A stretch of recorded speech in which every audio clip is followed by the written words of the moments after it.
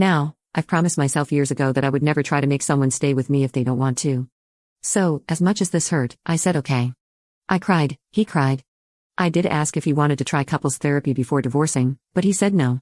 We decided to sort out details in the morning, so I grabbed some blankets to sleep on the couch, and he went upstairs to bed. In the midst of my sitting on the couch, crying and looking up apartments, what felt like hours later, I hear him get up and come to the living room. He sits down next to me and just says, "I messed up so bad."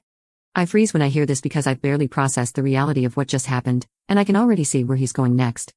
I ask him to elaborate, and he says he doesn't want a divorce, that he doesn't know why he said that, and he's feeling the most regret he's ever experienced in his life. He says that he realizes he messed up and I don't have to take him back. At this point, I've experienced so much emotional whiplash that I've completely numbed out. I'd already cried all the tears I could. Now, I was just sitting there next to my sobbing husband, saying I'd take him back, even though I'd barely processed the fact that he'd wanted to divorce me. I told him I wanted couples counseling and for him to get individual therapy, and he agreed. I've asked him about individual therapy in the past, but he never wanted to until now. It's days later now. I've gone through all the stages of being mad at him, depressed that my marriage almost ended, insecure about myself, accepting the reality, feeling love for him, feeling numb. Cycling through all these emotions over and over again at random. We're searching for a couples counselor, but a lot of them have wait lists right now. So in the meantime, I just want to know, if anyone has been in a similar situation, does it get better? Does the trust ever come back? I feel like I can't trust him at all now. When he touches me, I freak out sometimes because that's not the comforting feeling I'm used to when he touches me, it's the feeling like he's suffocating me. I want to be here for him and help him through whatever mental challenges he's facing. But this has been affecting my work and my schooling. I left my dream school for him. I can't just keep prioritizing him above everything else when he clearly doesn't do the same for me. And yet, until now, he was doing the same for me.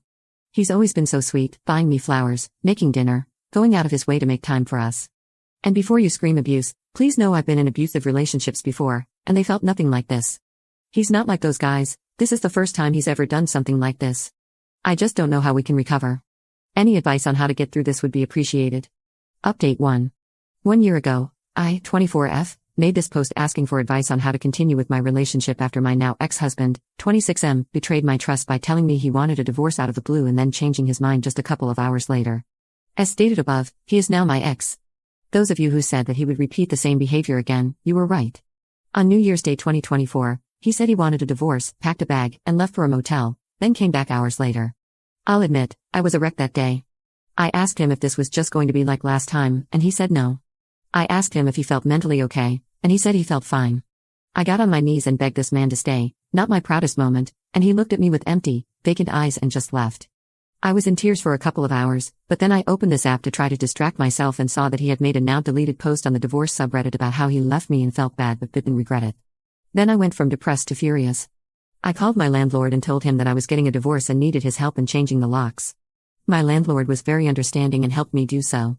A few hours later, I heard a knock on the door, and when I opened it, my ex-husband was standing there.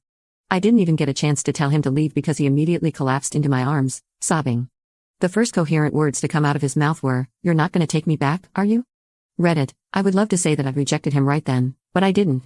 Even after all of this, I was still hooked into his web of manipulation. So instead, I sat down with him and had a long discussion about how much he hurt me, how in the middle of working to rebuild the trust that had been broken between us, he completely destroyed any progress that had been made and found a way to make that distrust even worse. I don't remember the details of what he said, but he always knew what to say to get me to feel sorry for him. The night ended with me saying I would take him back. He was smiling, saying he'd never felt so hopeful. He wrote me a love poem that night for the first time in years. Meanwhile, I had never felt so broken, and I told him that after he said he felt so hopeful. He shrugged it off and said I'd feel better in the morning. I did not, in fact, feel better in the morning. During the next few days, while I was trying to pick myself back up, study for finals, and continue going to work as if nothing was wrong, he went back and forth every day on whether or not he loved me, whether or not he wanted to be married to me. He said he thought he loved the idea of being a husband more than he loved me.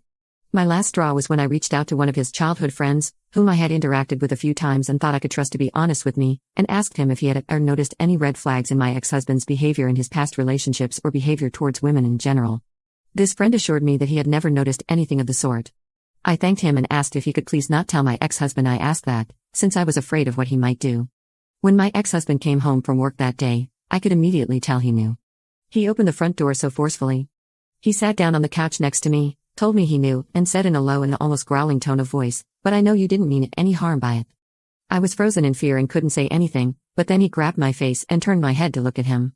His eyes looked so cold, and he said again, "You didn't mean any harm by it, right?" I nodded and forced myself to answer, "Right." And I knew in that moment this man would unalive me if I didn't find a way out of this relationship, if I didn't off myself first with how bad my mental health was getting after dealing with him insulting and belittling me day after day. I was genuinely starting to spiral into a dark place I hadn't been to in years. The next day, while he was at work, I packed a bag, wrote a note telling him I'm leaving, and that I want his stuff out of the house when I get back. I left the note on the counter with my ring and spent the night at my mom's. It is an uncontested divorce, filing by mail, and should be finalized in April. I started the paperwork at my mom's house that first night of separation.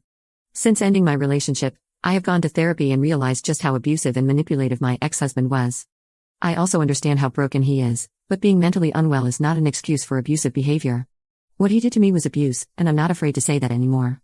I have reconnected with old friends and made new ones. I have started doing things that I love again, things he never wanted me to do, like wearing red lipstick or eating mint-flavored things and going to concerts. I've realized I never want to be married again. I've discovered my polyamorous identity and have begun to explore this side of myself. I have plans to move out of my hated hometown that he had dragged me back to. I feel so much more joy, freedom, and self-love than I ever did when I was in a relationship with my ex-husband.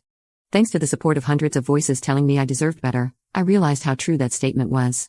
I deserved better, and now I have better.